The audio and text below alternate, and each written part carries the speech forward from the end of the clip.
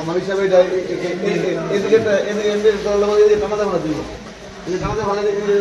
Football করা শুরু করেছিল।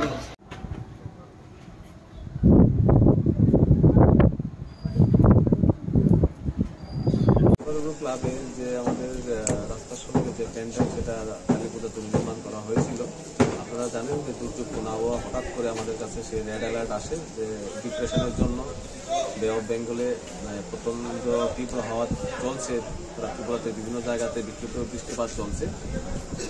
হঠাৎ করে সেটা হেলে পড়ে প্যান্ডেলটা, সুতরাং সেটা এখন আমরা বিদ্যুৎ দপ্তরের সহায়তা নিয়ে আমাদের সঙ্গে আমাদের এসডিপো সাহেব আছেন, আমাদের এমএলএ স্যারও এসেছেন এবং আমাদের ডিসিএমরাও আছেন এবং তাদের কর্মকর্তারা আছেন, যাতে জনজীবনের মধ্যে কোনো ধরনের ব্যাঘাত না ঘটে, কোনো দুর্যোগ যাতে না ঘটে। সুতরাং আমরা লাইট লোডশেডিং করে দেওয়া হয়েছে চারিদিকে এবং তার এতে প্যান্ডেলকে আমরা এক্ষুনি নিচে নামাবো এবং আশা করি যে কোনো ধরনের ক্ষয়ক্ষতি হবে না। যেটা পাওয়ার যেটা আছে সেটা আগামীকালকে ওনারা কথা দিয়েছেন, বিদ্যুৎ দপ্তর ওনারা রেস্টোরেশন করে দেবেন। স্যার এখানে কি সরকারি কোনো সম্পত্তির ক্ষয়ক্ষতি হয়েছে?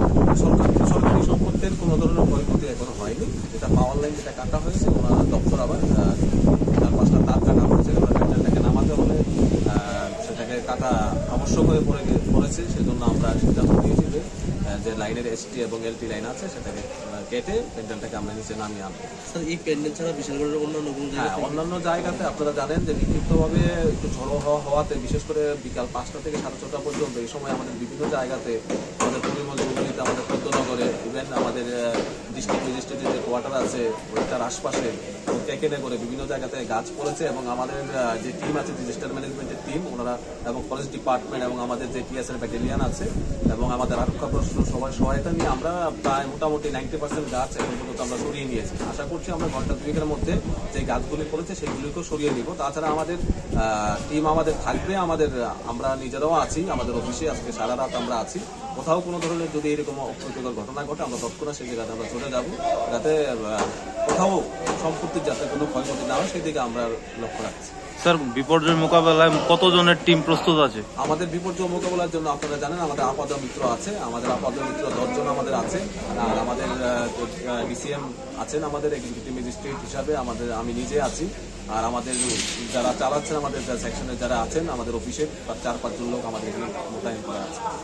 তার সঙ্গে তো আমাদের তো বিএসআর আছে, আমাদের আরক্ষা প্রশাসন আছে, আর এসডিআরএফ যে টিম আমাদের এসেছে ওনারাও তো থাকবেন। এখানে ঘটনাস্থলে আপনারা কারা কারা? এখানে ঘটনাস্থলে আমরা আমাদের এমএলএ স্যার আছেন, আমি আছি, আমাদের ডিসিএম ভুবনচন্দ্র দাস আছে, আমাদের এসডিপো সাহেব আছে, পুলিশের যে অন্যান্য ওসি লেভেল অফিসার ইনচার্জ আছেন এবং অন্যান্য অফিসাররা আছেন। আর তাছাড়া রয়েছেন এখানে ক্লাবের কর্মকর্তারা রয়েছেন, সমাজ সেবার সঙ্গে যুক্ত আমাদের মাননীয় কাউন্সিলরও রয়েছেন রতনবাবু। সবাই আমরা আছি এখানে যাতে কোনো ধরনের ক্ষয়ক্ষতি না হয় এবং অতি শীঘ্র যাতে আমরা জায়গাটাকে ক্লিয়ার করে দিতে পারি। স্যার কোনো হেল্পলাইন নাম্বার বা কিছু কি চালু রয়েছে? হেল্পলাইন আমাদের এসডিএম অফিসে আমার নাম্বার তো আছেই, এসডিএম এর নাম্বার আছে, এসডিপি নাম্বার আছে, আমাদের ওসির নাম্বার তো আছে, আপনারা সবাই অবগত আছেন। তাছাড়া আমাদের বিশেষ করে হেল্পলাইন বলতে আমাদের এসডিএম এর যে ল্যান্ডলাইন আছে সেটা 24/7 তো আমাদের এখানে টিম মোতায়েন করা আছে।